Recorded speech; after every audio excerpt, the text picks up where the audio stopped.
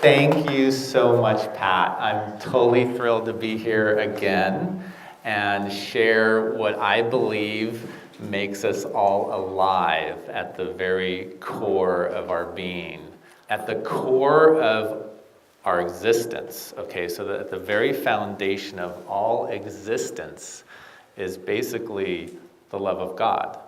In other words, the love of God is basically supporting all of existence. And when I say existence, I'm saying not only everything that our physical senses can detect, right? And our instrumentation, right? All the scientific instruments that can detect all of the physical universe that we can reach out to.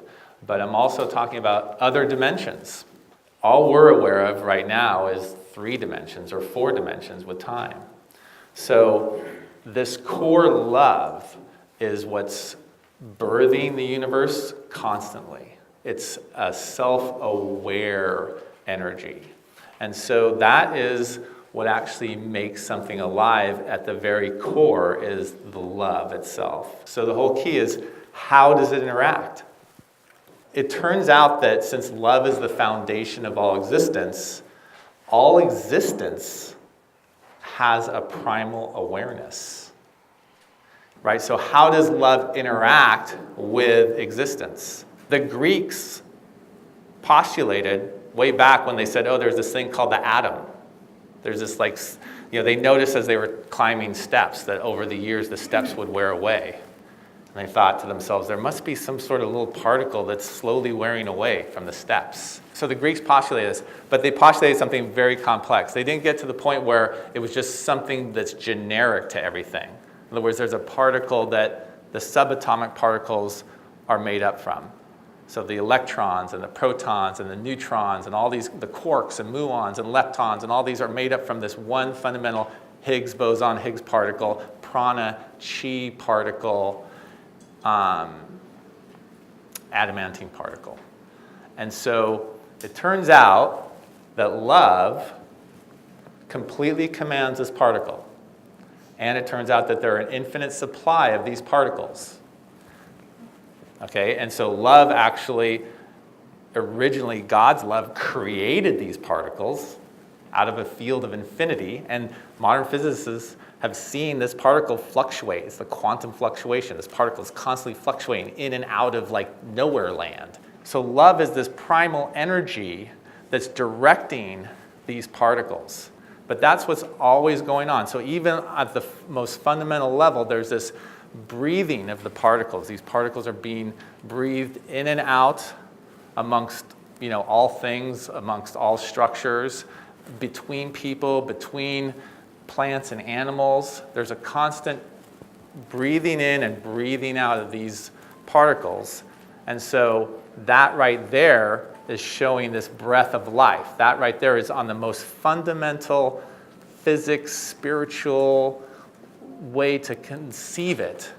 And what's happening is this is all communicated instantaneously through the one Spirit.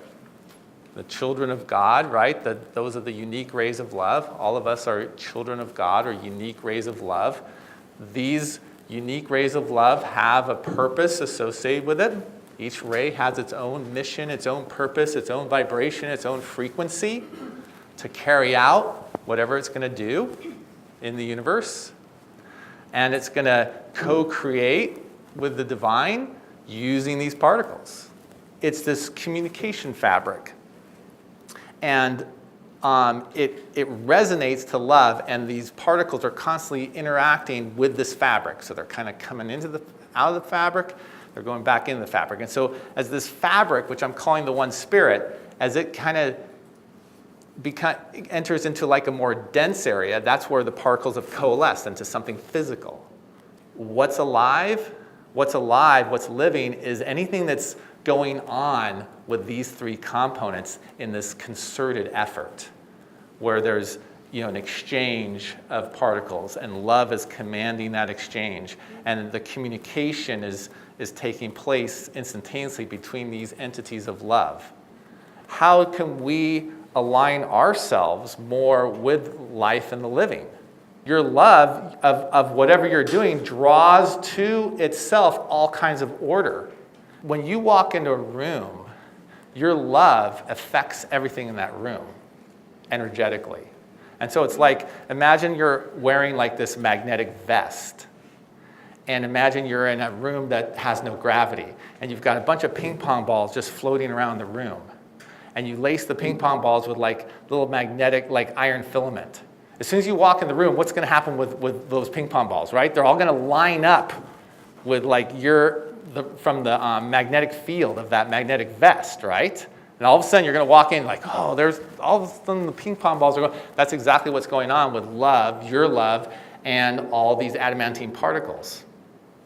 How do you all of a sudden resonate to love to draw more love to you? You know, I love to bring people through an experience of experiencing their own love. What's making us alive? The love, right? And the love that allows us to have all those particles flow. How do we bring more chi into our life, more prana, more of those particles, right? How do we organize the particles within our body so that our body's very healed and young and alive and strong? It's the love. Love is actually a quantum physics power energy. If you bring forgiveness into the mind, this is a great point that I like to make, and this is how I'm pointing out the difference between something that's like really this quantum physics love energy that is supporting all of structure to begin with, and something that's derived of structure. The mind is actually derived of structure, and it's always trying to defend the structure that's attached to, and all structure is mortal. So the mind is always kind of in this state of like being conservative, because it knows ultimately that all the structure it's invested in is mortal, and even its own structure is mortal and it's going to die. So the ego comes in, of course, to defend all that stuff. And so when these structures are threatened, then it tries to defend it, and it makes a mess of the whole thing. Instead of just saying, oh, structure's here to serve us. Where the life and the living is in the soul heart area. I like to lead people through actually living in the heart, being in the heart as much as possible. Just, you can do it right this second. If you tap into that living energy, it can keep you young and healthy for a very long time. Who knows how long? It's actually a physical point in the body, usually kind of centered along the spine between your physical pump heart and your spine. Maybe you can feel into it. Like if you take your awareness to some point in your body and just ask yourself, does that feel like the center of your soul or the center of your totality of your being?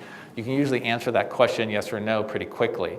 When you're passionate about something, you're actually using your love to attract to you what you're passionate about. If you're passionate about whatever, there's a love relationship going on with what you're passionate about.